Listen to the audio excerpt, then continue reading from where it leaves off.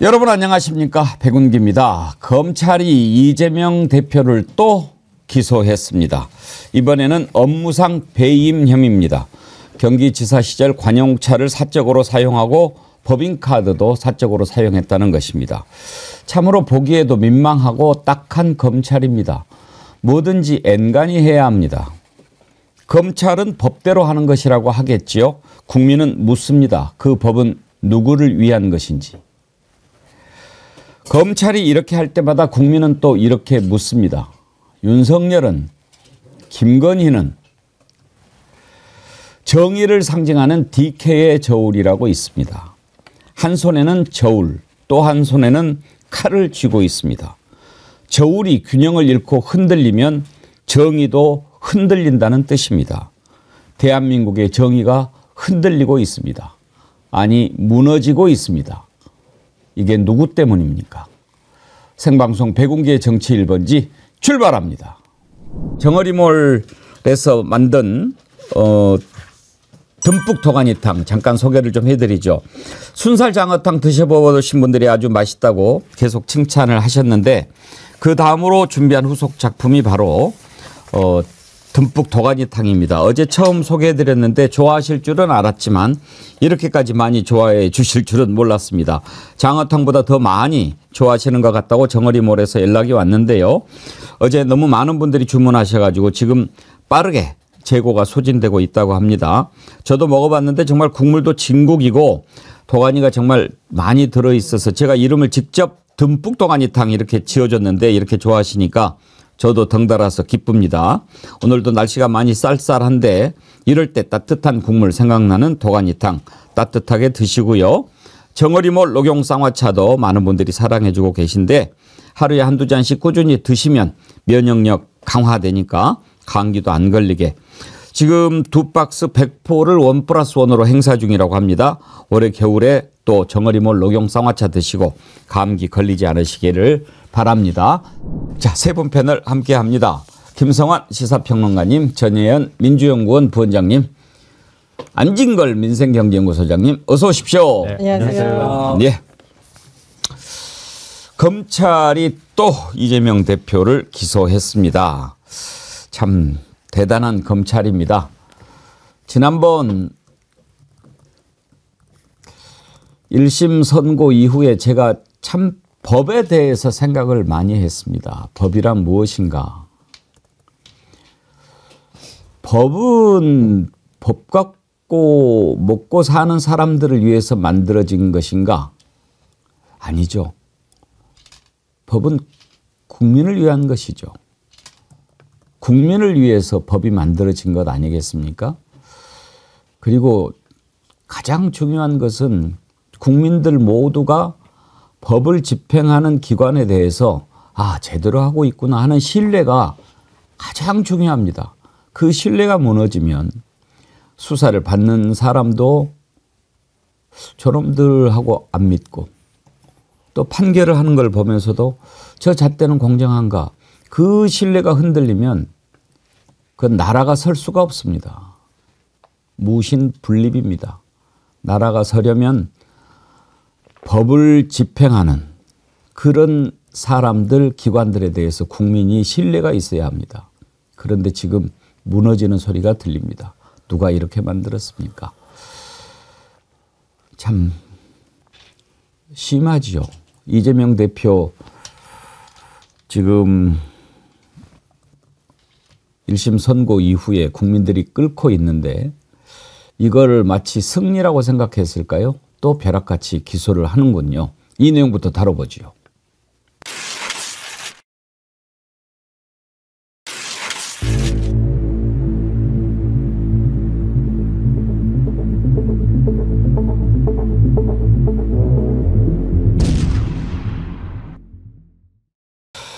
예, 김성환 평론가님, 이번에 혐의는 업무상 배임이더라고요. 네. 뭐를 배임했다는 겁니까? 그러니까 공적인 목적이 아니라 사적인 목적으로 법인카드를 사용했다. 일종의 유용을 했다. 이런 뜻인데요.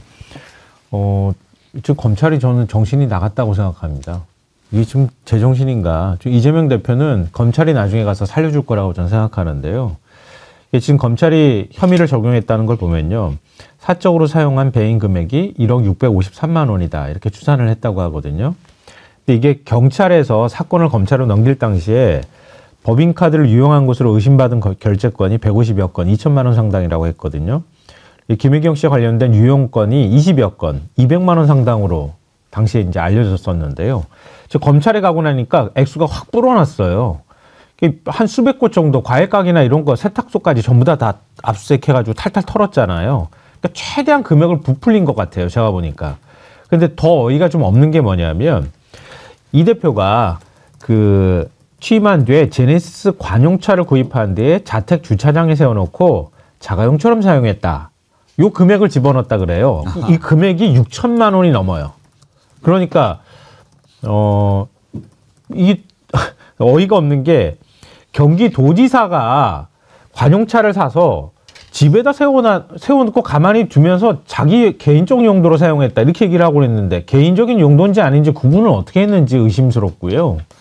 관용차라는 게 그렇게 따지면은 다른 지자체장도 다 관용차 그런 식으로 쓰는 거 아닙니까? 이걸 6천여만 원을 거기다 집어넣는 거예요. 그럼 실제로 확인한 거는 한 6천만 원 남짓이라는 얘기가 되는 거거든요. 이것도 사실은 이재명 대표하고 김혜경 씨가 개인적인 용도로 이걸 쓰라고 지시한 거를 증거를 확보를 하지 못했어요. 그러니까 이걸 어떻게 지시를 했는지가 없어요. 없으니까 이게 묵인을 했다거나 이런 방식으로 계속 이재명 대표를 얽어가지고 들어가는 이런 이제 혐의를 적용한 겁니다. 근데 그거 보면서도 좀 어이가 없다 이렇게 생각하고요. 제가 왜 이재명 대표 검찰에 줄 거라고 얘기를 했냐면 이렇게까지 한 사람을 이렇게까지 집요하게 검찰이 공격하고 대통령한테 대통령 심기를 위해서 이렇게까지 만들고 자기네들의 진영을 위해서 이렇게까지 야당 대표를 기소한다는 거는 국민들이 공감하지도 못할 거고요. 이런 검찰은 나중에 가서 국민이 전 심판할 거라고 봅니다.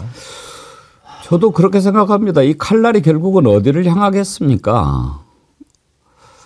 전혜원 원장님, 네. 지난번에 김혜경 여사 벌금 150만 원 선고받았을 때 네. 그때 이렇게 저렇게 따져보니까 한 사람 앞에 한 17,000원 정도 밥을 사준 게 되더라고요. 웬만한 비싼 짜장면 정도인데 이걸 가지고 이제 기소를 해서 벌금 150만 원까지 받게 했는데 그때 많은 국민들이 그러면 김건희는 이렇게 물어보지 않았어요?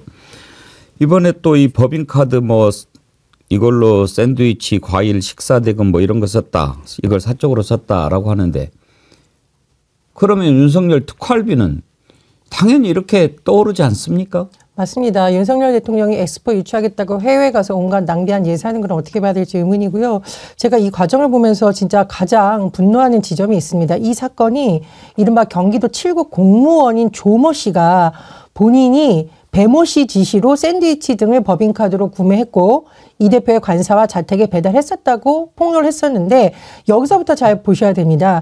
경찰에서 당시 이재명 대표는 불송치 결정을 한번 내렸습니다. 그러니까 이게 조사가 안 됐던 게 아니라 이재명 대표는 불송치 결정하고 배 씨를 검찰에 송치했어요. 그런데 조모 씨가 이거를 국민권익위에 다시 조사해달라고 요구하니까 권익위가 이것을 대검에 사건을 이첩하면서 지금 이렇게까지 온 겁니다. 자, 김건희 여사와 같은 사건 우리 한번 볼까요? 300만 원이 넘는 명품백 사건 어떻게 했습니까? 권익위에서 나서서 문제 없다고 해주고 심지어 검찰에서 나서서 무슨 이상한 팀까지 돌리는 것처럼 이상한 모양새를 뜨더니 면죄부 주지 않았습니까? 그런데 그런 사건에 대해서는 이런 행태를 지냈던 권익위, 검찰의 행태와 지금 이재명 대표에게 행하는 권익위와 검찰과 경찰의 행태를 한번 좀 우리가 볼 필요가 있다라는 겁니다. 그래서 정말 칼끝으로 정적을 죽이려는 검찰 공화국 우두머리들의 행태가 도를 넘었다는 생각이 들고요. 이게 지금 이재명 대표에 대한 벌써 5번째 기소입니다. 정말 국민 여러분께서 김건희 여사와 윤석열 대통령에 대해서 행하는 검찰과 권익위의 태도 그리고 지금 이재명 대표 그리고 대선 후보도 아닌 경기도지사 시절에 있었던 일까지 끄집어내서 경찰에서 불송치 결정을 했던 사건을 다시 이렇게 하는 게 과연 어떤 의미인가. 정말 이거는 이재명을 죽이기 위해서 모든 권력기관을 동원한 것이 아닌가. 저는 정말 이렇게 확신할 수밖에 없는 상황입니다. 콩이맘님께서요. 참 정리 원래 잘하시는 분이죠. 원희룡 법카 만부정 보고 1,570만 원, 어장군 갈치구이 1,360만 원, 광원 와규 1,030만 원, 포도원 흑돼지 990만 원, 아라미당 한우 980만 원, 도라지 식당 한정식 960만 원, 코하쿠 오마카세 930만 원, 오운을 전복 780만 원, 털보산의 화로에 770만 원, 바다 풍경 회정식 700만 원. 이건 어떻게 할 건데? 단풍 김님 이러다가 숨 쉬는 것도 기소할 검세 종자들. 아니 이재명 대표 이거 기소하라 이거예요. 왜 다른 놈들은 안 하는데? 안진걸 소장님. 네. 제가 어저께도 여기 갔다 왔네요. 그 윤석열 김건희가 지난 대선 때 불법 선거사무소 이거 딱 걸린 거거든요. 딱 걸린 거죠. 예화랑. 예. 강남 하랑을 알렸는데 가보니까 하랑 이름은 예화랑이더라고요. 예. 건물학과에 갔다 왔습니다. 그러니까 리모델링을 하고 있는데 증거인멸하는 거 아닌가 싶은데요. 제가 지금 윤석열, 김건희, 뭐 한동훈, 김영선 등에 대해서 고발한 게 한 진짜 하기 싫었는데 참고 한 게 한 40, 50건 내는 것 같습니다. 근데 이제 이게 수사를 안 하니까 억지로 계속 고발한 게 아니라 다 건이 다 다른 건들입니다. 그러니까 뭐 저희들이 쓴 태진아라 책에도 보면 그 사람들이 저지른 악행만 12페이지에 일지가 열거되어 있거든요. 저는 일단 검찰이 완전히 정치 윤석열, 김건희 앞잡이가 돼서 윤석열, 김건희를 비판하는 사람들을 죽인 행태가 도를 지나쳐 너무 지나쳤다. 지난 금요일의 판결도 국민들이 처음에는 와 깜짝 놀랐는데 가만히 생각해 보니까 아예 이재명을 죽이려고 작정을 하고 악의적으로 판결을 내렸구나 해서 역풍이 부는 것 같아요. 야 이재명이 불쌍하다. 해도 너무 당한다. 근데 오늘 아침에 딱 보니까 뉴스 저도 보는데 속보로 뜨는 거예요. 광고 시간에. 이재명 또 기소. 아마 국민들이 제일 먼저 내용에 대한 관심도 없을 것 같아요. 벌써 5번째. 야 정말 한 사람을 죽이려고 이렇게까지 해도 되나. 조국보다 더 심하고 그동안 어떠한 경우보다 더 심한 그런 사법살인, 정치검사살인 행태다. 그 내용도 들여다보면요. 예를 들면 관용차를 사적으로 이용하는 경우는 문제가 되죠. 저는 만약에 이재명 지사 부부가 그런 일이 있다면 지적받아야 된다고 생각하고 본인들께서 일부는 인정하고 사과도 한 것 같아요. 또 필요한 반납도 하겠다 그랬어요. 근데 관용차를 운영할 때 들어가는 주유비라든지 주차비 이런 부분도 다 횡령하고 배임망고를 해놨더라고요. 아니 관용차는 원래 주유비가 주차비가 들어가지 않습니까?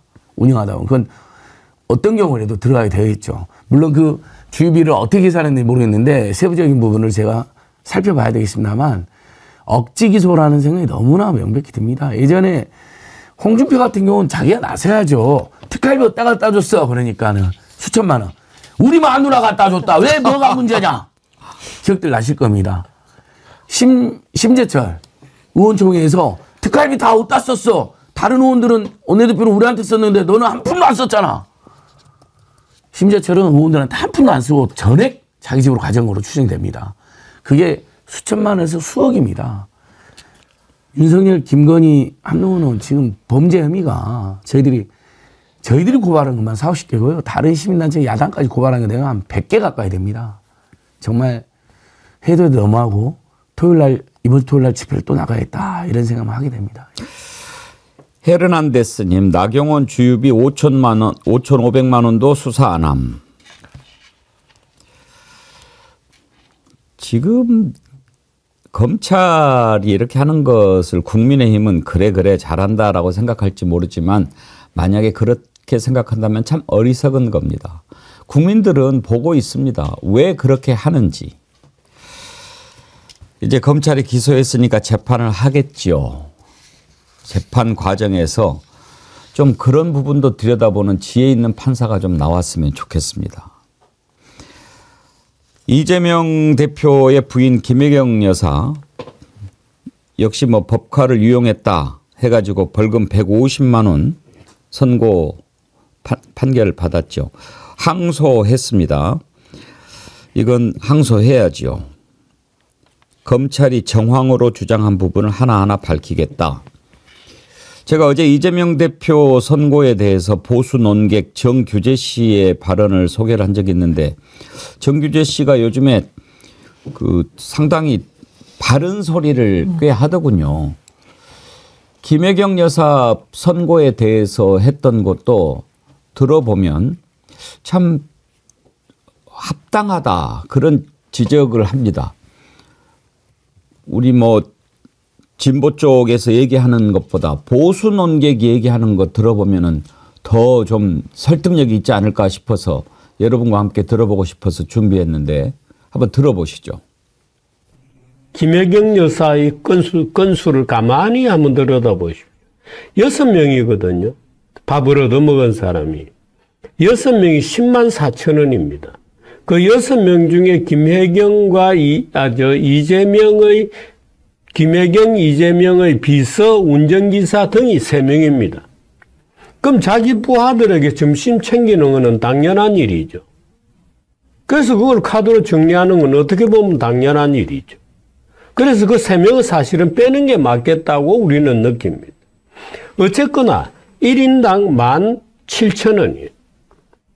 1인당 17,000원어치 점심을 먹었습니다. 중국집에서. 야, 이것을 향응이라고 봐야 될 거냐? 누구 굶어 죽는 사람이 있나? 17,000원짜리 밥 먹은 거 중국집에서. 조금 비싼 중국집은 짜장면 한 그릇이죠. 아니면 짜장면 한 그릇 더하기 만두, 찐만두, 군만두 한 접시입니다. 이거 가지고 어제 형사범죄로 몰려서 유죄를 받고 전과자가 되고 150만 원의 벌금형을 받았습니다. 야, 이 판사 정말 대단하군. 이 판사는 어떤 개인에 대해서 이렇게 전과자라고 낙인을 찍고 150만 원의 벌금을 내리는 이런 판결을 자기 마음대로 할 수 있는 권력을 누가 줬지? 어떻게 그런 권력을 갖게 되었지? 이 기소한 검사는 또 뭐지? 139번의 압수수색을 했거든요. 이게 김혜경의 무언가 이 불법을 찾기 위해서 139번을 조사를 했겠습니까? 예. 17,000원짜리 식사를 샀다고 139번 압수수색을 해요. 300만 원 디올백 받은 사람은 찾아가 가지고 핸드폰 맡기고 조사한 것처럼 하는데, 근데 검찰도 그렇고 법원도 그렇고 이런 것을 할 때 김성환 평론가님 부끄럽지 않을까요? 그런 생각을 잘 못하는 것 같아요. 이번 판결 봐도 그렇고요. 그러니까 백현동 사건에 대해서 판단을 한 것도 저는 재판부가 유죄 판단을 하려고 애썼다. 일부러 유죄 판결을 내린 거다 이렇게 생각하는데요. 오늘 나오는 얘기가 이거 보면서도 아 맞다 이런 생각을 제가 하게 됐는데요. 백현동 사건과 관련해서는 이재명 대표가 국감장에 나가가지고 발언한 거를 이게 당선될 목적으로 허위 사실을 공표한 거다 이렇게 지금 유죄 판단을 낸 거란 말이에요. 근데 국감장이 그러니까 지자체장으로서 국감장에 불려나간 거란 말이에요. 네. 나가가지고 얘기를 하면 국정감사장에서 지자체장이 국감과 관련해서 발언한 거는요. 이 증언감정법에 따라서 그 발언은 오히려 보호받아야 돼요. 근데 당선될 목적으로 허위 사실을 얘기했다고 했거든요. 판사는. 그래서 유죄를 때린 거란 말이에요. 징역 1년이라고 하는. 근데 거꾸로 말하면 당시 상황을 복귀해보면 알겠지만 이재명 대표의 선거를 계속 그 백현동 문제를 계속 집요하게 국민의힘 의원들이 질문을 했어요. 계속. 네. 거꾸로 이재명 대표가 자기가 당선될 목적으로 그냥 그걸 허위 사실을 얘기한 게 아니라 집요하게 그걸 캐가지고 이 사람을 이른바 이제 죽이겠다고 덤벼들었단 말이에요. 거기에 대해서 해명하는 과정에서 나온 발언이란 말이에요. 일종의 증언을 한 거란 말이에요. 근데 이거를 선거 목적으로 발언했다고 재판장이 유죄를 때린 거예요. 뭔가 이상하지 않습니까? 너무너무 이상한 게 국회법상 면책 조항이 적어져 있거든요. 네. 이증을 하면 처벌을 받았지만 다른 법률로는 처벌되지 않는다 되니까 판사도 그 법은 받나 봐요. 근데 그것은 국정감사의 취지에 맞는 발언에만 국한된대요. 법에도 없는 조항을 판사가 만들어냈어요. 근데 이재명은 경기도지사 시절에 여야 의원들의 질타 또는 질의 소극적이고 소동적 다방거에 불과한데도 그리고 국정감사의 목적이었잖아요. 어쨌든 경기도지사가 성남시장 시절이든 경기도지사 시절이든 일을 잘했냐 하도 많은 사람 물어보니까 답한 건데 국정감사 봤잖아요. 판사는 뭐냐면 이게 국정감사의 취지에 맞지 않는 발언이래요. 그래서 국회법상 면책 조항이 적용되지 않는답니다. 그러니까 이제 판사가 국정감사에서 발언하는 것도 지 멋대로 너는 국정감사 취지 발언에 어긋난 거야. 너는 아웃. 이런 세상이 돼버렸어요. 근데 이 논리를 누가 만들었냐. 정치검찰이 그 논리를 기소장에 제공해놨거든요. 판사가 그러면 꾸짖어야죠. 판사가. 검사들이 공소권을 남용하고 있다. 세상에 국정감사의 발언을 그것도 본인이 먼저 말한 것도 아니고 여야 의원들의 질의. 그러니까 김성표가 말한 것처럼 국민의힘에서는 집요하게 이재명을 죽이려고 막 말도 안 되는 소리를 하고 민주당에서도 이런 논란이 있는데 한번 해명해 보시라. 해서 본인이 이야기한 건데 국정감사 취지가 아니래요. 아니 그게 국정감사가 아니면 국정감사 뭐가 국정감사입니까? 그러니까 이게 2021년 10월 20일 날 발언이라고 얘기하는데요. 그게 이재명 이제 대선 주자잖아요. 경기도 성남시장이었었던 시절의 얘기를 집요하게 캐묻기 시작한 거예요. 오전 10시 6분에 당시에 조응천 그 감사반장이 경기도 전반에 대한 효과적인 대안 모색 자리가 되길 바란다. 이렇게 국감을 시작을 했는데 송석준 국민의힘 의원이 곧바로 대장동 건을 질문하기 시작했고 그래서 저녁 7시 9분 끝날 때까지 이재명 성남시장 업무 관련 질의응답으로 계속 간 거예요. 그래서 백현동 얘기에 대해서 답변을 한 거란 말이에요. 근데 재판부가 뭐라고 했냐면은 국감장에서 한 발언이 경기도 사무하고 무관하다. 그래서 선거 목적으로 허위사실을 공표한 거다. 그래서 유죄를 때린 거예요. 이거 앞뒤가 안 맞잖아요. 아까도 말씀하셨던 것처럼 국회 증언감정법에는 오히려 국회에 나가가지고 증언한 부분에 대해서 발언을 보호하도록 돼 있는 건데 그게 증언감정과 관련돼 있는 얘기가 아니고 자기 선거를 위해서 한 발언이야. 그러면서 그 법의 적용도 안 받게 하면서 허위사실 공표한 거라고 유죄를 한 거란 말이에요. 저는 이거 2심으로 가면 이거 뒤집어질 거라고 생각합니다. 저는 판사가 이건 직권남용한 거라고 봅니다. 완전히 사건을 조작하고. 아니 그리고 후보도 아니잖아요. 물론 대권 주자 중에 한 명이었다는 건 알려져 있었지만 경기도지사가 국감장에 당연직 피감기관장으로 가가지고 우리 전혜연 기자님께서 예전에 그 공공기관을 한번 맡아서 알겠지만 가면 물어보는 것에 답 안 할 수가 없잖아요. 답 안 하면 뭐라 그럽니까? 왜 답 안 한다고 얼마나 큰 소리를 칩니까? 맞습니다. 다 인정하는 거냐고. 그리고 선거운동 기간도 아니죠. 후보자도 아니죠. 선거 기간도 아니었어요. 유세장도 아니요. 일반 시민 있는 데도 아니요. 심지어 뭐 언론이 물어본 데도 아니요. 국정감사에서 물어본 게 답했는데 그게 국정감사 취지에 어긋나는 발언이니까 선거법 위반이다. 살다 이런 논리는 처음 봅니다. 저는 판사가 아예 국민의힘하고 짜고 이렇게 해버린 거 아닌가라는 의심이 들 정도로 그럴 리는 없겠지라고 생각하면서도 너무나 노골적이고 악의적이었고 저도 잠을 못 잘 정도로 계속 살펴보는데 이건 아예 처음부터 죽이려고 작정을 했구나. 그래서 국민의힘에서 유죄를 확신하고 생중계하자고 난리를 피웠거든요. 현수막까지 걸어놨거든요. 전국 곳곳에다가. 만약에 무죄나 경미한 거 나왔으면 본인들이 창피당하잖아요. 정치검찰이 무리하게 근데 자신 있었어. 너무나 자신 있어 이 사람들이요. 페이스북, 현수막, 기자회견 뭔 말만 하면 무조건 생중계해야 된다는 거예요. 근데 그동안의 생중계 관행도 달랐거든요. 전직 대통령 딱 2번 했는데 근데 그 정도도 너무 셌어요. 진짜 유죄를 확신하는 것 같이. 별별 생각이 다 듭니다, 여러분. 저는 뭐 재판부도 그렇지만 검찰이 어떻게 해서든지 죄를 만들어서 기소하는 이 행태가 진짜 도를 넘어도 너무 심하다. 예를 들어 김혜경 씨에 대한 결심 공판에서 뭐라 그랬냐면 피고인이 유력 정치인들을 돈으로 매수하려 한 범행이다라고 했습니다. 17,000원짜리 식사를 어떻게 유력 정치인들을 돈으로 매수합니까? 이게 상식적으로 맞습니까? 그러면서 벌금 300만 원을 구형했단 말이에요. 그리고 어쨌든 결론은 벌금 150만 원이 나왔는데 제가 사실은 이 검찰개혁 이슈 때문에 모든 민생 문제가 덮이는 거 아닐까라고 해서 여야 모두 이 문제에 있어서는 균형을 잡아야 된다는 입장이었는데 요즘 보면 이러니까 다시 검찰개혁을 정말 세게 외칠 수밖에 없다. 이런 식으로 간다면 한마디로 정권에 밑보이는 사람들은 다 죽일 수 있다라는 겁니다. 사실은 뭐 야당 대표의 가족들, 전직 야당 대표, 제가 지금 들어보니까 전직 국회의원들도 아마 굉장히 많이 조사를 받고 있고 국회의원과 관련된 조직에서 활동했던 사람들까지 계속 소환한다라는 겁니다. 한마디로 반대편에 서서 정치 활동을 했던 사람들은 다 죽이겠다는 거 아닙니까? 근데 그 수법이 너무 졸렬하고 치사하다는 거죠. 그래서 요즘 들어서는 정말 와, 검찰개혁이야말로 우리나라 정치를 제대로 잡는 정말 중요한 과제다라는 걸 요즘 다시 한번 절감하고 있습니다. 아름다운 동행님, 상식에 어긋나는 판결에 기운이 쭉 빠지고 며칠 뉴스도 보기 싫었습니다. 제일 좋아하는 앵커님 정어리도 안 봤습니다. 오늘부터 다시 기운 내보려고 해요.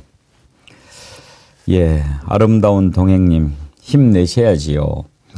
DB2922ID 쓰시는 분, 대선을 같이 치렀고 대선이 끝나면 같이 했던 패한 자에게 관용으로 베풀어 주는데 이 자들은 정의를 외치더니 쓰레기 같은 짓을 합니다. 용서가 안 됩니다. 대선을 같이 했던 정적 죽이게 하는데 박정희도 전두환도 정적 못 죽이고 그 죄를 인생 말로에 받았습니다. 정말 이건 정치 보복도 아니고 말이죠. 그냥 나 기분 나쁘게 했으니까 너 가만 안 놔둘 거야. 그런 게 느껴지지 않습니까? 더군다나 이겼잖아요. 그리고 패자잖아요. 그런데 너 다시 못 일어나게 내가 밟아버릴 거야. 그런 사리가 느껴집니다. 이게 정치입니까? 그러니까 자기가 무능력한 거를 지금 엉뚱한 걸로 지금 가리려고 하는 것 같다는 생각을 하는데요. 자기가 무능력하면 무능력한 걸로 거기에 따르는 책임을 져야 되는 건데 그게 아니라 저쪽은 나쁜 놈이야. 그렇게 해서 저쪽 반대 진영이라고 생각하는 곳을 그 쑥다밭을 만들어 놓는 거예요. 그리고 재기불능 상태로 만들면 우리가 다시 한번 정권을 자기 무능력이 문제가 아니라 정권 또 잡을 수 있을 거야. 이렇게 착각하는 것 같은데요. 또 굉장히 흥미로운 게 오늘도 이제 보도가 나왔지만 감사원이 문재인 정부 안보실 관계자들을 5명을 지금 직권남용 업무방해 혐의로 대검에 수사 요청을 또 했다는 거예요. 이재명 대표 법인카드 그거 기소하고요. 그리고 이거 가지고 또 역공 펼치는 거예요. 또 이제 검찰이 이거가 아마 뒤지겠다고 또 덤빌 거예요. 근데 법인카드 하나만 말씀드리면 김혜경 씨 기소유예 받았거든요. 기소유예 처분하면서 검찰이 얘기하기로 889만 원을 썼다는 거예요. 근데 이게 사모님 팀을 운영하면서 거기서 공직자도 아닌 사람이 889만 원을 썼기 때문에 이건 횡령한 거다. 배임이다. 이렇게 얘기를 한 거예요. 근데 자기도 창피해가지고 기소를 하기가 어려우니까 기소유예 처분을 내렸어요. 근데 이 논리 한번 보십시오. 김건희 여사 제2부속실 만들지도 않고 돈 쓰고 다닌 거 그동안에 누구 돈으로 쓰고 다닌 거예요? 예? 공적으로 그 대통령이 써야 될 돈 다 갖다 빼서 쓴 거 아닙니까? 김건희 여사 헬기 타고 다니고 차량 이용한 거 그럼 누가 그거 돈 된 겁니까? 그거 다 기소해야 되는 거 아니에요? 그러면은?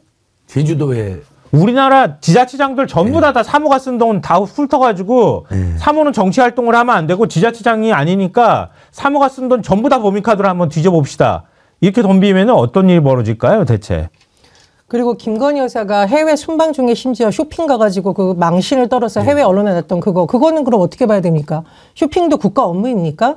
거기에 대동했던 경호 인력들 다 세금으로 운영되는 인력 아니에요? 더군다나 공적으로 해외에 나가서 정말 나라를 위해서 일해야 될 그 시점에 명백하게 이거는 그럼 세금 이용 아닙니까?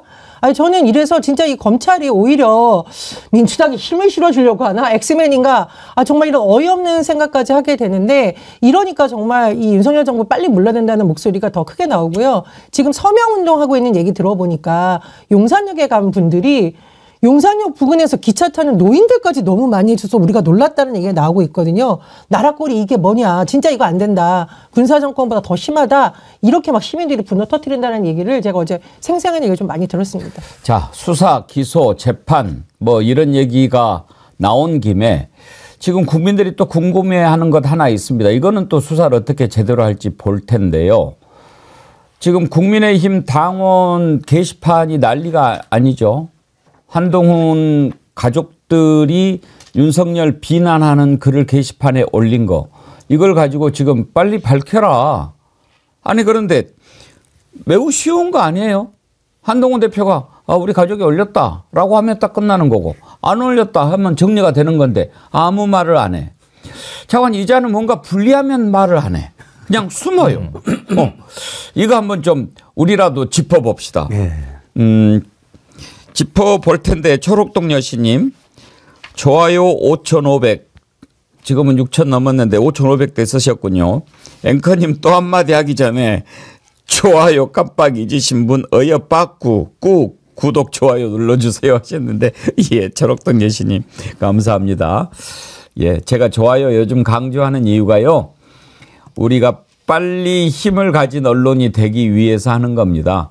좋아요를 많이 누르면 그게 알고리즘에 의해서 잘 올라간다는 거 아닙니까? 그러면 그걸 보고 이렇게 좋은 프로그램이 있구나. 또 이렇게 훌륭한 애청자들이 모여 있구나.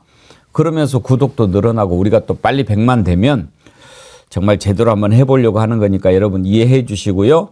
좋아요 꼭 눌러 주십시오. 자, 김민전 국민의힘 최고위원 반한계라고 하지요. 사사건건 한동훈 대표 발목 잡고 늘어지던데 면전에서 이거 제대로 해야 된다라고 얘기를 합니다. 들어보시죠. 우리는 이것이 수사기관에 의해서 밝혀지기 이전에 우리 스스로 당무감사를 통해서 무엇이 잘못된 것인지 게시판 관리가 왜 잘못되었던 것이 철저한 조사를 하고 그러한 의문점에 대해서 빨리 해소하는 것이 이 불확실성을 줄이는 데 도움이 될 것이다. 자, 우리가 지금 들어본 김민전 최고위원, 추경 원내대표 다 어떻게 분류합니까? 친윤, 반한 이렇게 합니다. 그러니까요. 지금 이재명 대표, 김혜경 여사 또 뭐 한동훈 다 이게 공통점이 뭐냐? 그냥 윤석열이가 미워하고 싫으면 그냥 갖다 조지는 거예요. 뭐 이것저것 잣대나 기준이 없어요. 윤석열, 김건희 마음에 안 들면 죽는 거죠, 그냥. 장해찬도 한마디 하죠. 페북에 그런 거 올렸어요. 예스냐, 노냐? 가족들이 했냐, 안 했냐? 그거를 얘기를 해라. 이거 간단한 대답을 못 한다. 그러면서 추가 증거를 공개하겠다. 기존에 공개한 이름들 다 가는데 이게 전부가 아니고 딸도 이렇게 올리고 했다. 어떻게 딸 명의까지 이용해서 하냐 이러면서 쫙 올리고 막 이름까지 이렇게 올리고 이렇게 하는데 이거 그렇게 어려운 거 아니지 않나요? 안진걸 소장님? 아니 그러니까 본인이 보통 이런 일이 생기면 죄송합니다. 제일 먼저 가족들한테 물어봐야죠. 그러면 첫 번째 반응이 사실 저는 처음에 저 뉴스 나왔을 때 장해찬 씨 등이 한동훈에 대한 그 분노나 증오가 너무 커서 오버하는 거 아닌가 싶었어요. 근데 저렇게 많이 올렸는데 아니라고 하면 분명히 그래서 저는 한동훈이 물어보니까 아니다고 하더라. 동명이니다 하더라. 다 동명으로 확인됐다. 이러면 될 일인데 답을 안 하잖아요. 그리고 진짜 온 가족이 돈이 조직적으로 올렸잖아요. 근데 지금 기자들이나 분석가들의 평론에 하면 진짜 했다는 거예요. 한동훈 가족들이 딱 걸려버렸다는 거예요. 확신하더라고요. 지금 저 문제를 연구하는 사람들에 하면. 그러니까 말을 못하는 거죠. 그럼 지금 한동훈은 진짜 쫓겨다니만 남은 겁니다. 그리고 저걸 조직적으로 만약에 들킨 식으로 했다 그러면 그 국민의힘에 대한 업무방해 혐의가 형성이 됩니다. 그럼 그렇게 법과원 직중에는 한동훈 가족이나 한동훈은 감옥에 가야 됩니다. 만약에 한동훈이 진짜 억울하면 사실은 한동훈 가족들을 공경에 빠뜨리기 위해서 누군가 명의를 도용한 거잖아요. 고의적으로 이름을 고쳐갖고. 그럼 고발해야 되는데 안 하잖아요. 이번에 진짜 딱 끌린 겁니다. 굉장히 쉽습니다. 이 저는 문제는. 이거 수사해서 좀 그런 얘기가 나오는 걸 들었으면 좋겠어요. 전현 원장님. 네. 이건 정적 죽이기다. 검찰 권력의 무도한 남용이다. 뭐 이런 얘기를 한동훈 입으로 하는 걸 좀 들어봤습니다. 그러니까요. 일단 고발장이 접수됐다고 동아일보 보도에 나오네요. 서울경찰청 사이버수사대가 수사를 시작했으니까 당무감사 수준이 아니라 아마 수사가 불가피하게 진행될 것으로 보이는데 이제 한동훈은 본인이 스스로 휘두르고 윤석열 형님과 마음껏 휘두른 칼이 이제 본인을 겨냥했을 때 이건 검찰공화국에서 정적 죽이기다라고 하면서 이재명 대표의 심정을 내가 이제 절절히 알겠다, 사죄드린다, 이런 모습이 저절로 딱 떠오릅니다. 그런데 어쨌든 저는 한동훈 대표도 문제가 있는데 지금 윤석열 정부에서 벌어진 행태, 과거에 이준석 대표에게 행해진 행태라든가 뭐 나경원 의원에 대한 모습, 안철수 의원에 대한 모습, 그리고 한동훈 모습에 이르기까지 정치인들을 도구로 쓰고 필요하면 버리고 그 버리는 과정에서 온갖 협박과 압박과 수사를 동원하는 게 아닌가 좀 굉장히 우려가 됩니다. 이거 조폭 영화에서 나오는 방식이잖아요. 민주주의 국가에서 이뤄질 수가 없는 행태인데 윤석열 정부 검찰공화국의 우두머리가 권력을 잡다 보니까 이런 희한한 일들이 자꾸 일어나는 것 같습니다. 이러다가 한동훈 민주당에 입당하는 거 아니에요? 근데 뭐 수사를 하겠습니까? 제가 그러니까 수사도 안 하고 그냥 하는 시국만 할 것 같은데요. 난 할 것 같은데요. 아니 그러면 국민의힘 국민의힘 당 그 서버 압수수색 해야죠. 해야죠. 진짜 압수수색 안 받으려면 당무감사 빨리 해야 된다 이렇게 얘기 나오거든요. 아니 한동훈 죽이려고 하는 건데 왜 안 하겠어요? 좀 맞아 그런 의도가 있는 거죠. 그러니까 한동훈을 딱 얽어매거나 예. 그 딱 뒷골을 딱 잡은 뒷덜미를 잡고 난 다음에 너 까불지 마 대통령한테. 또 까불지 마. 까불면은 이거 너 이렇게 해가지고 정치 생명 끝내버릴 거야. 이렇게 협박하는 거나 지금 다름이 없는데요. 이게 굉장히 재밌는 건 뭐냐면 한동훈이라고 하는 이름으로 했더니 나는 아니다. 이렇게 얘기를 했잖아요. 네, 가족에 대해서. 근데 여러 명이 나왔다면서요. 한동훈이라는 이름이. 그러니까 8명인가? 뭐 몇 명이 있는데 진짜 한동훈 대표는 아니라고 그렇게 했다는 얘기는 한동훈을 확인했다는 얘기 아니에요? 당에서. 몇 명 있는지도 확인하고 개인정보를 다 확인했다는 얘기거든요. 그러면 한동훈 부모하고 장인, 장모, 딸까지 지금 다 나왔는데 그 확인하는 게 그렇게 어려워요? 간단하잖아요. 맞는지 아닌지 실명 인증해야 되거든요. 근데 더 의심스럽다고 하는 얘기는 뭐냐면 일제히 나와서 몇 분 사이로 글을 쫙 하고 이 사람들이 동시에 올린다는 거예요. 한동훈 딸 공부해야 되는데 어떻게 그것도 열심히 했는지 모르겠는데 이거는 조직적으로 댓글을 누군가가 달려고 하거나 그 연로하신 부모님들이 언제 그거 맞춰가지고 그거 글 쓰고 있었겠어요. 누가 대신했지. 대신 올린 거죠. 예. 그래서 장해찬 전 최고위원은 얘기를 하잖아요. 그 한동훈 부인이 했다. 원래 그런 거 잘하는 사람이다. 그렇게 얘기를 하고 있단 말이에요. 이건 누군가가 대신 올리지 않으면 이런 현상이 나타나기 어렵다는 거예요. 일단 이렇게 한 거죠. 온 가족을 당원 가입을 시켜서 당원 게시판에 글을 쓸 수 있는 권한 확보하는 거죠. 그렇죠. 실명 인증을 해야 되니까. 할 때마다 실명 인증할 수 있는 그 방법 있잖아요. 아이디 비번이 있거나 아니면 개인 신용정보를 집어넣게 돼 있잖아요. 개인 신분증 번호. 그걸 다 할 수 있는 사람은 한동훈 아니면 한동훈 분밖에 없죠. 어머니, 아버지도 알아야죠. 장인, 장모도 알아야죠. 아들, 딸도 알아야 되니까. 이건 뭐 한동훈 부인이 했을 가능성이 매우 높습니다. 그래서 저는 딱 걸렸다. 윤석열, 김건희 불법 선거사무소하고 한동훈의 불법 댓글 공작 두 개는 딱 걸린 겁니다. 근데 이제 어떻게 되냐 이게 서로 이걸 둘 다 싸우면 다 감옥 가야 돼요. 근데 이제 한동훈이가 무릎 꿇고 내가 이재명 주인인데 지금 앞장서고 있으니 한 번만 봐주세요. 이렇게 비굴해 할 가능성이 있습니다. 그럼 윤석열, 김건희가 너 앞으로 우리 말만 무조건 들어 하는 조건으로 수사를 지연시킬 수도 있죠. 근데 장해찬이는 이제 이 사람들은 이참에 한동훈을 정리하자는 입장인 건데 윤석열, 김건희 내에서도 이견이 있을 겁니다. 이참에 한동훈이 이걸로 쫓아내자는 사람도 있을 거고 아니 이놈이 보니까 지금 이재명한테 각 세워갖고 이재명 죽이기 앞장서고 있으니까 잠깐 활용을 더 하자. 그리고 앞으로 꼼짝도 못하게 이걸로 발목을 잡아놓지 않은 사람도 있을 거고 그런 지금 갈등 중에 있는 것 같아요. 근데 한동훈 대표는 김건희 여사 눈밖에 난 것으로 알려져 있잖아요. 문자 외 일시 논란으로. 근데 제가 이 글을 보니까 동아일보에서 보도를 보니까 아마 김건희 여사가 이거 한동훈을 죽여야 돼라고 결심할 수준이다. 이 글 내용을 제가 그대로 인용해 드리겠습니다. 그렇죠. 김건희 여사에 대해서 개 목줄 채워서 가둬놔야 돼. 네. 범죄 마누라 살리려고 당과 당원을 팔아먹었다. 이건 이제 대통령에 대한 부분이잖아요. 그래서 제가 보기에 이거 이제 분명히 청와대에 보고가 올라갔을 거라고 보고, 대통령실뿐만 아니라 윤석열 대통령과 특히 김건희 여사가 보고 나서 이건 절대 용서 못해. 사실 흉내는 우리 안중근 선생님 기가 막히게 했는데 절대 못 놔도 한동훈 부르르 떨지 않았을까. 그래서 저는 이제 압수수색까지 않을까. 한동훈 정리 수순으로 가지 않을까. 그런 생각이 듭니다. 이게 진짜로 가족과 관련돼 있는 일이라 그러면은요. 여당 대표가 대통령하고 대통령 부부를 저렇게 비난했다는 얘기가 되는 거거든요. 당대표에서는 물론 내려와야 돼요. 그렇죠. 아마 당장 그만두라고 할 거예요. 국민의힘 내부에서. 그러니까 말도 못하는 거고요. 실명 인증해가지고 실제로 가족이라고 하는 사실만 드러나도 그러는 건데 그러니까 빠져나갈 구멍이 없는 거예요. 별로. 그래서 지금 그냥 계속 뭉치고 있는 건데 그래 뭉치다가 도저히 안 되는 시나리오 안 될 때 이 시나리오를 쓰자라 하는 얘기가 국민의힘 안에서 나온다는 거 아니에요? 한동훈 그 자녀가 어머니 아버지 대신해서 글을 올렸다. 이 시나리오로 지금 한동훈 딸은 미국에 가 있으니까 쉽지가 않잖아요. 아들이 철없는 아들이 그랬다 이런 얘기를 지금 시나리오로 만들려고 한다는 얘기가 흘러나와요. 고발 사주 의혹에도 지금 한동훈 연루가 돼 있는 거죠. 네, 피해자가 윤석열, 김건희, 한동훈 3인으로 당시 셋이 깐부릴 때는 그런 뭐 사주 이런 게 이제 뭐 습관이 돼 있는 거죠. 부산이 대인님께서 12시에 우리 가족 동시에 때려주삼 한 건가요?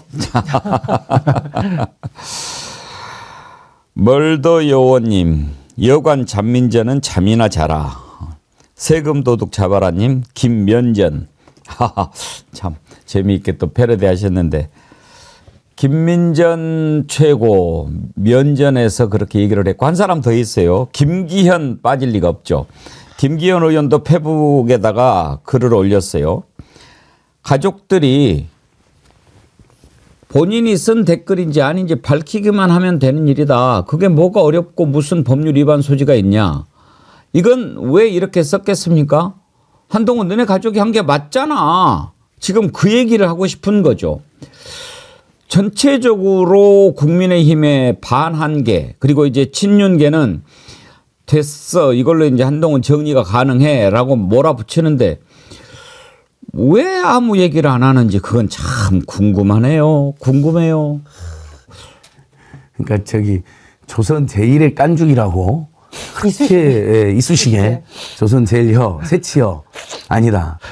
혀도 모자라다 이쑤시개 평가를 받은 사람이 진짜 기자들이 물어보고 계속 사람들 물어보는데 네 오늘은 그만하시죠 하고 이렇게 그냥 가버리는 모습이 너무 참 비열해 보이고 참으로 이 사람은 가증스럽다 이런 생각이 들더라고요. 근데 한동훈 대표 페이스북 제가 수시로 보거든요. 야당 대표 욕할 때는 막 너무 열렬히 글을 올리는데 그러니까 미쳤어요. 아니, 본인과 관련된 의혹에 관해서 사실 국민들과 기자들이 제일 궁금한데 그때는 또 글을 안 써요. 그리고 김건희 여사 특검과 관련된 논란 때는 또 글을 안 써요. 이게 참 희한하다. 참 그 그릇이 딱 보인다는 생각이 듭니다. 예, 한번 한동훈 얼마나 수사 제대로 하는지 그것도 지켜보도록 합시다. 다음으로 넘어갈 텐데요. 검찰이 명태균 구속시켜서 딱 잡아넣으니까 조용할 줄 알았죠. 아니올시다. 그 남겨놓은 말들은 살아서 계속 돌아다니고 있습니다. 명태균 녹취가 계속 추가로 공개되고 있는데 공개되는 내용들을 보면 도대체 명태균이 뭐길래 하는 생각이 듭니다. 장관 뭐 추천했다. 하여튼지 오늘 한 칼럼에 보니까 그자와 어울리는 사람을 보면 알 수 있다라고 하는데 도대체 명태균이가 어떤 사람인 것을 이렇게 갈수록 보면서 참 한심하다 그런 생각하게 되는데 그런 사람하고 어울려서 국정을 논의하고 그랬다는 겁니까? 이 내용 한번 다뤄보겠습니다.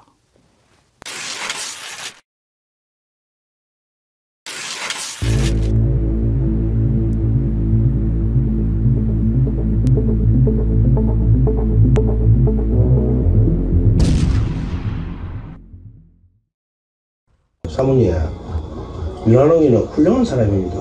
서울대를 나왔고 인사비서관하고 서울시에 있었고 경남도에 있었고 그렇게 훌륭하신 분을 어떻게 그 선거판에 비서실장을 씁니까?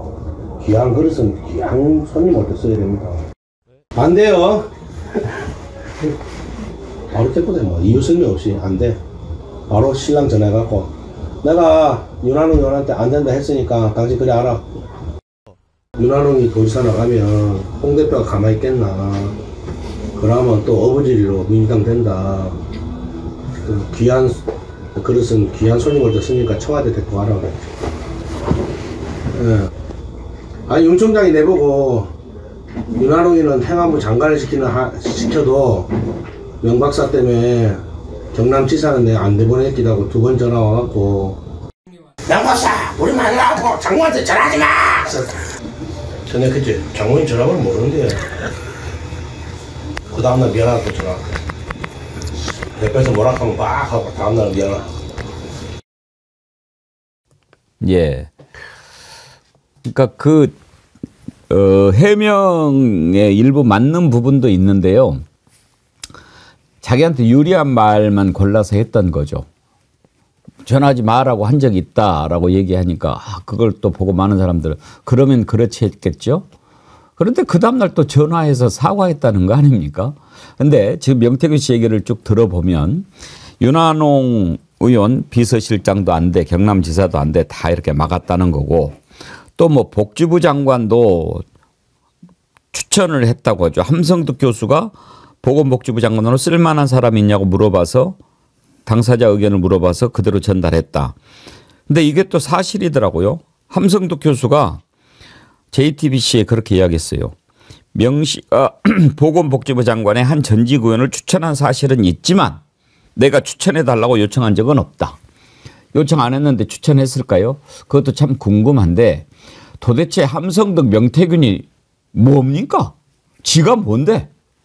한 나라의 장관을 마음대로 자기들이 고르고 임명하고 이렇게 합니까? 왜 이렇게 이 나라가 이 모양이 됐는지 이제 알겠습니다. 김성환 평론가님. 지금 명태균 씨 녹취 이렇게 딱 나오는 거 보면 대체로 허세가 물론 있지만 이게 잘난 체 하고 싶어서 나 이런 사람이야라고 하는 거. 근데 다 실제로 현실화돼요. 네, 맞습니다.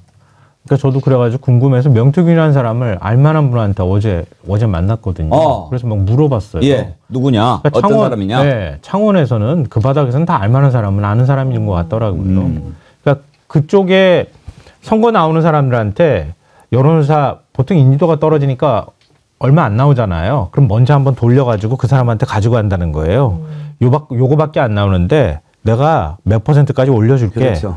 그런 방식으로 접근해서 아마 지금 드러나지 않았지만 돈 받은 사람이 꽤 많을 거다. 이렇게 얘기를 하더라고요. 그러니까 이건 뭐 검찰 수사에서 확인해야 될 내용인데 말씀하셨던 것처럼 지금 김건희라고 하는 사람이 중간에 껴있기 때문에 문제가 되는 거잖아요. 명태균의 허세도 사실은 김건희 여사 때문에 나오는 거거든요, 이게. 근데 윤한홍에 대해서 뭐 얘기한 거나 이거는 그렇다 치더라도 제가 깜짝 놀랐던 건 뭐냐면은 윤석열 대통령의 경로 스타일하고 그 경로 이후의 스타일을 안다는 거예요. 이 사람이 윤 대통령 잘하는 사람이에요. 그러니까. 왜냐하면 윤 대통령이 경로를 하잖아요. 그럼 보통 한동훈 대표한테도 그렇게 했다는 얘기가 나오는데요. 막 미친 듯이 무섭게 사람이 막 사시나무 떨듯 할 수밖에 없게 그렇게 화를 낸대요. 막 욕을 막 섞어가면서. 근데 그 다음날 다시 또 전화해서 아유 미안해 화 풀어 이렇게 한다는 거예요. 이거 제가 여러 경로를 통해서 얘기 들었던 거거든요. 근데 지금 명태균이가 그 스타일을 얘기를 하고 있어요. 우리 마누라하고 장모에게 전화하지 마. 그런 다음에 다음날 미안해. 그리고 전화가 온다는 거예요. 이거는 대통령을 잘 아는 사람이에요. 스타일을. 경로를 겪어본 사람이 하는 표현이거든요. 그러니까 대통령도 이런 식으로 상대하고 그 사이에 여사가 있고 윤 대통령 또 대통령실에서 거짓말했다고 하는데 윤 대통령 7월에 만났다고 얘기했잖아요. 근데 6월 18일, 19일에 이미 김건희 여사를 만나고 장모인 최은순까지 만났다는 거예요. 먼저. 그럼 대통령실 또 거짓말한 게 되잖아요. 명태균이 검찰에 가가지고 그렇게 진술했다고 하거든요. 근데 그것도 더 황당한 게 왜 자기 엄마를 같이 만나지? 그 희한한 사람들이에요. 그러니까 남편이 대선 출마하려고 하는데 준비하는데 자기 엄마도 끼어 있다는 거예요.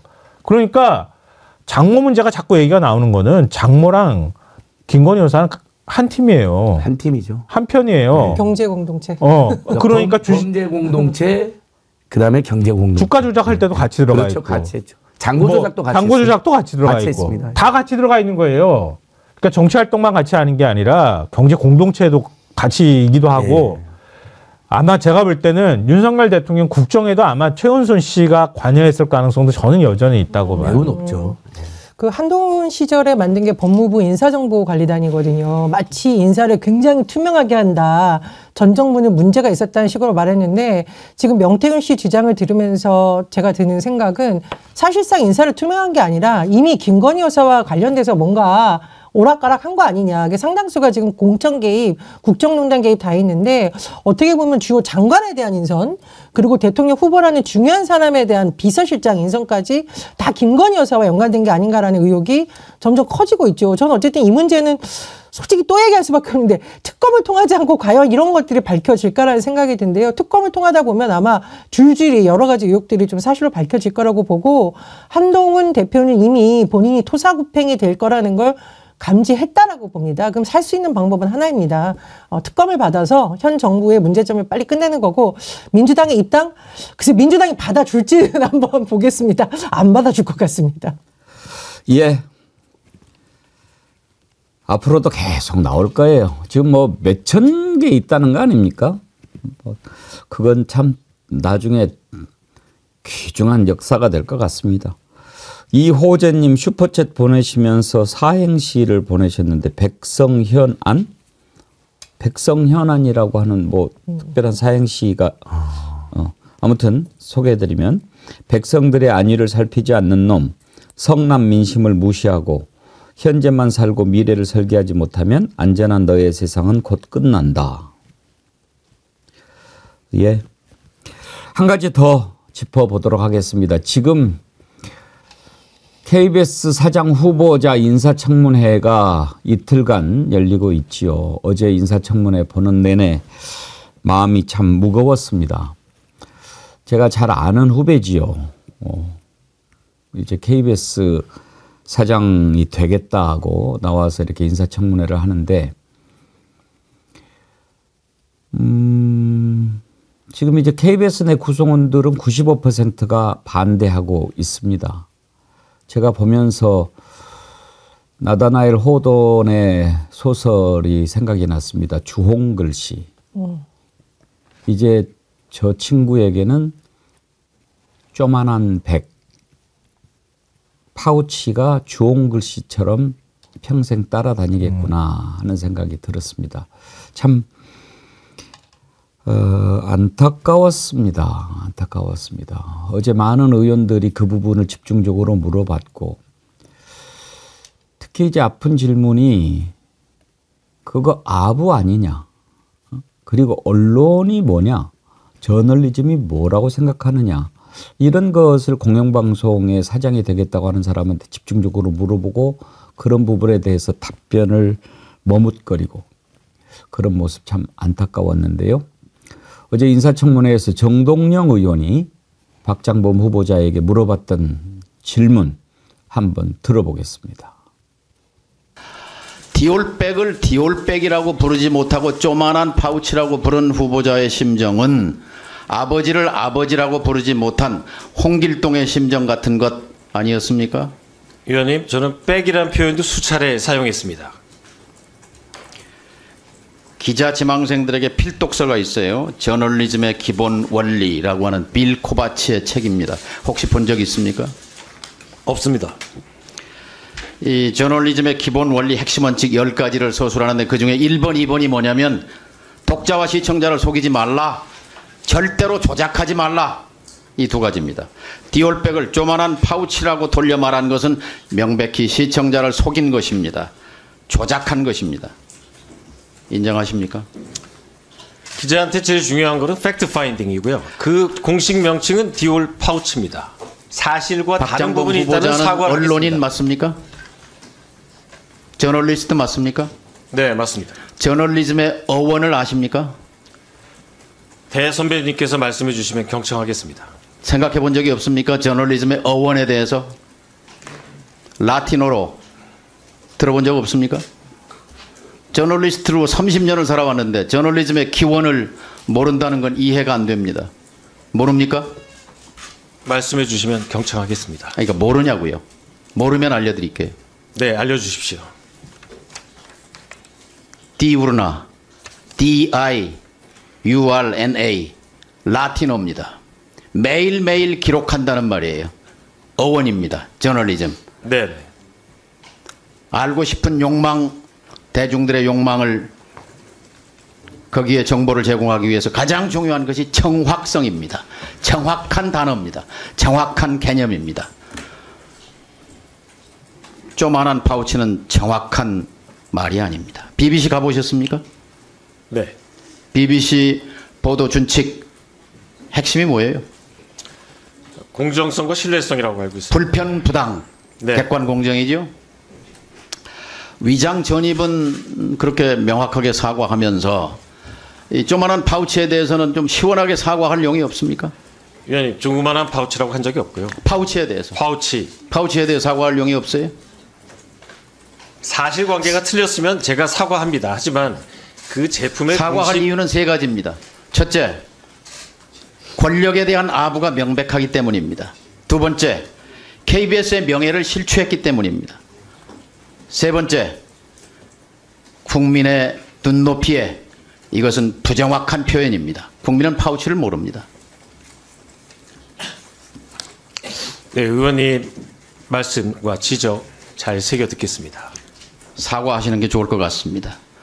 권력의 눈치를 보는 언론, 저널리즘, 권력에 봉사하는 저널리즘, 언론은 저널리즘이 아니고 언론이 아닙니다. 민주 공동체를 파괴하는 일입니다.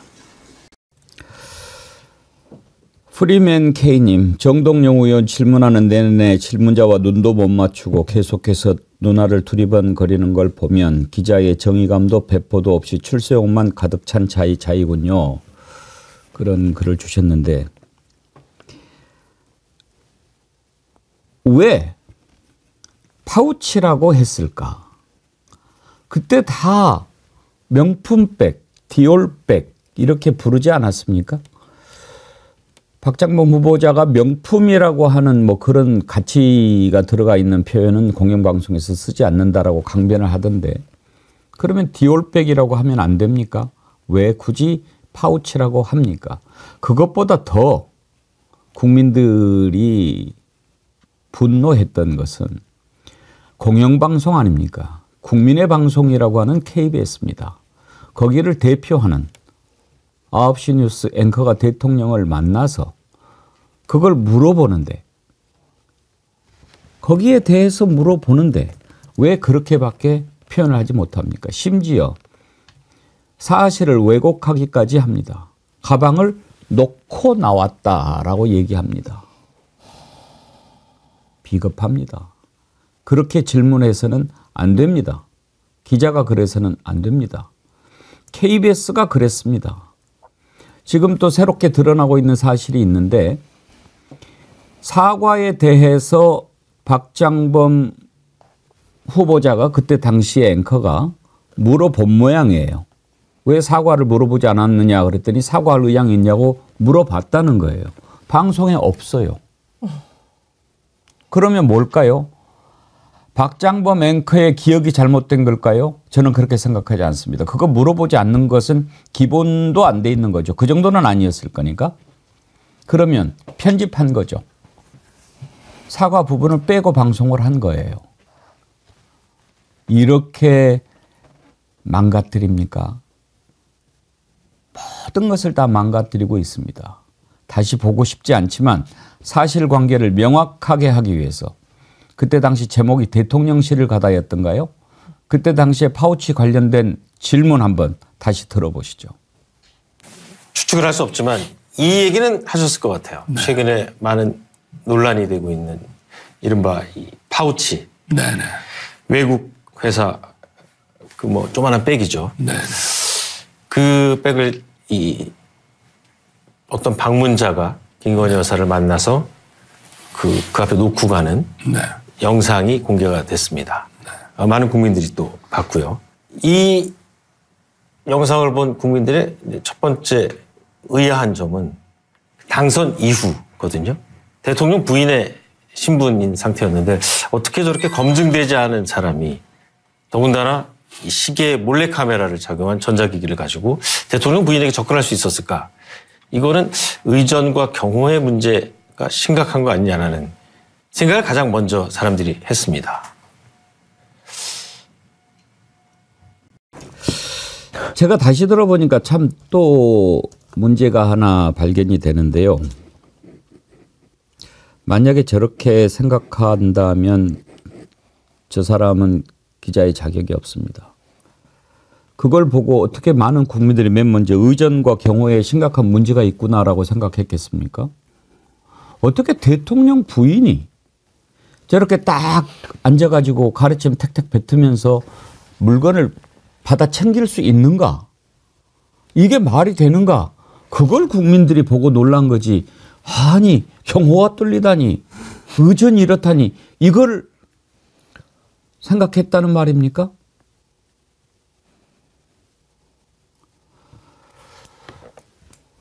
그건 아니잖아요. 그래 놓고 그것 때문에 얼마나 많은 KBS 구성원들이 처참해했고 힘들어했고 지금도 자괴감에서 벗어나지 못하고 있는데 그 KBS의 사장이 되겠다고 한단 말입니다. 전혜원 원장님이랑 김성환 평론가님 두 분 다 기자 출신이신데 김성환 평론가님 저는요 보는 제가 더 부끄럽습니다. 그러니까 ABC잖아요. 막 방금 전에 말씀하셨던 얘기를 저도 똑같이 그러니까 머릿속에 생각했는데요.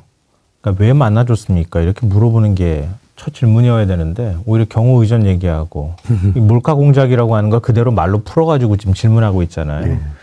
그러니까 그랬던 사람이 지금 KBS 사장이 되려고 한다. 아마 될 겁니다. 임명할 거거든요, 그냥. 그러니까 박민 사장이 들어올 때요, KBS 내부 구성원들이 많이 반대했거든요. 오히려 보수 쪽 성향을 가지고 있는 제1노조 쪽에서도 굉장히 불편해했잖아요. 그러니까 반대 성명도 내기도 했거든요. 박민 사장이 들어가서 오히려 KBS를 더 쑥대밭으로 만들어 놓은 거예요. 그러니까 대통령실에서 바라볼 때는 이런 거죠. 아니 가가지고 KBS를 윤통방송으로 만들었으면 좋겠다고 생각을 해서 그래가지고 굳이 대통령 술친구를 갖다가 임명을 해놨더니 문화일보 출신이고 방송을 하나도 모르는 인사가 들어가가지고 이거는 뉴스도 제대로 못 만들어. 국민들한테 욕만 먹어. 그러니까 이제는 그러면 안 되겠네. 그래가지고 자녀 임기가 있었던 사람 원래 연임이 다 될 거라고 생각했거든요. 근데 박정범 앵커를 그냥 슉 하고 뽑아 올리는 거예요. 이 메시지는 뭐냐면 확실하게 KBS가 더 윤통방송이 될 수 있도록 땡전 뉴스가 될 수 있도록 해라고 하는 지시를 내리는 거랑 똑같은 거예요.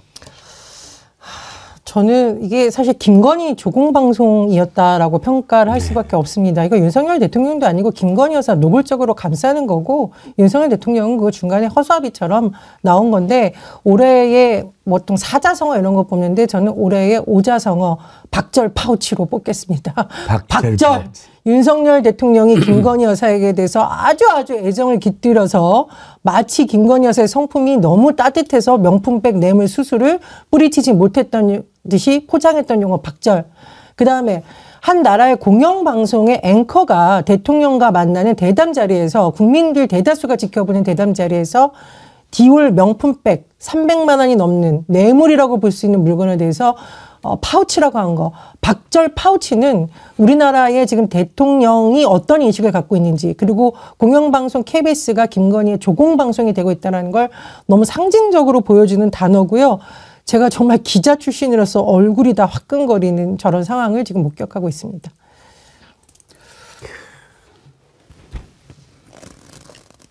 우리는 압니다. 왜 그렇게 질문했는지. 왜 모르겠습니까? 대통령한테 근데 인터뷰의 기술이라는 게 있기도 하죠. 가급적 인터뷰의 기분을 상하지 않게 하면서 답변을 이끌어내기 위한 방법일 수도 있습니다. 저는 파우치라고 표현한 그 부분보다도 그 뒤에가 더 큰 문제라고 생각합니다. 어떻게 놓고 나왔다라고 얘기합니까? 그리고 어떻게 거기에서 많은 국민들이 가장 먼저 의전과 경호를 걱정했을까라고 생각한단 말입니까? 이건요, 잘못된 겁니다. 핵심을 벗어난 겁니다. 일부러 그런 거 아닙니까? 그러면 안 됩니다. 어떤 기관이든지 다 마찬가지지만 그 조직의 수장이 되기 위해서 가장 중요한 것은 구성원들의 신뢰입니다. 그 구성원들이 인정하지 않고 따르지 않는다면 어떻게 그 조직을 이끌고 갈 수 있겠습니까? 지금 KBS 구성원의 95%가 반대합니다. 기자한테 가장 아픈 질문은 뭔지 아십니까? 네가 기자냐? 하는 겁니다. KBS 기자들이 박장범 기자 선배에게 묻습니다.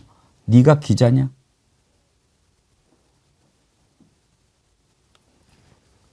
아니, 그 문재인 정부 때 KBS 이제 정치부장에 있었던 송현정 기자가 인터뷰를 했잖아요. 네. 문재인 대통령. 단독 인터뷰했는데 태도가 오만하다고 엄청나게 비난받았거든요. 네. 대통령 말 끊고 질문을 팍 한 거예요. 도발적인 질문도 하고. 그랬는데 이렇게 되는 거예요. 윤 정부 들어서니까 그러니까 조그마한 파우치가 되는 거예요. 갑자기. 송현정 기자가 잘한 거 아닌가요? 문재인 대통령 지지자들은 비판했지만 그러니까요. 그러나 저는 잘했다고 기자는 생각해요. 그렇게 해야 되는 거죠. 권력이 불편한 질문. 그게 불과 몇 년 전이에요. 대통령과 토론도 할 수 있어야 되는 거. 오늘 또 2부에 주블리 안보 특강 우리가 기다리고 있는데 한 가지만 더 짚어보고 마치도록 하죠. 어제 최민희 위원장도 질문을 했던 건데요.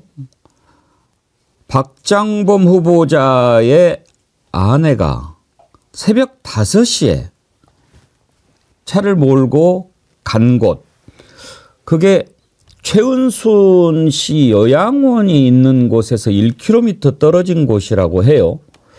그런데 왜 그 시간에 거기를 갔느냐라고 하니까 아마 질문은 사전에 줬는지도 모르겠습니다. 그랬더니 확인을 해봤더니 그날 와이프가 쉬는 날이어서 골프를 치러 갔다는 거예요. 그래서 이제 최민희 위원장이 더 확인을 해보겠다라고 하는데 안진걸 소장님이 양평 관련해서 잘 아시니까 네네네. 그 최은순 씨 요양원 그 근처에 골프장이 있습니까? 남양주 요양원이 남양주에 있거든요. 예. 그러니까 그 부분에 골프장이 있을 가능성이 있죠. 남양주 쪽에도 있으니까 남양주 CC도 있으니까. 근데 좀 더 그 부분은 파악을 해봐야 됩니다. 근데 최은순이 국정에 깊숙이 개입했을 거라는 건 주제 사실입니다. 왜냐하면 아까 여러분이 지적해 주셨는데 김건희와 최은순이 윤석열을 지배하듯이 김건희와 윤석열을 지배하듯이 최은순이 김건희 물론 모녀 관계라는 특수성도 있지만 그걸 뛰어넘는 최은순이 사업을 주도하면 김건희가 항상 결합해가지고 같이 불법과 비리를 저지르고 상대방을 구속시키고 돈을 벌고 또 다른 사기를 기획하는 그런 관계 속에서 결국 윤석열도 둘이 컨택을 해가지고 결국 부부도 내고 계속해서 뒤에 소원도 하고 스폰서에 따라오기 끊이지 않거든요. 그러니까 최은순 그리고 최은순의 내연남도 상당한 영향이 있다. 이 정부에. 그래서 분명히 인사라든지 예. 또는 어떤 정보 때문에 갔을 가능성이 높죠. 내일 한번 좀 더 살펴보도록 하지요. 오늘 여기까지 하고 이희학님께서 아이고 큰일 하시는 안진걸 소장님 정어리 쌍화탕 한 잔 드셔야 되겠어요. 우선 물이라도 한 모금 드세요. 네네네. 건강 조심하시고요. 예, 너무 무리하시면 목이 잠길 수 있습니다. 네, 오늘 1부 여기까지 하겠습니다. 김성환 평론가님, 전혜원 원장님, 안진걸 소장님 세 분 수고하셨습니다. 감사합니다. 예.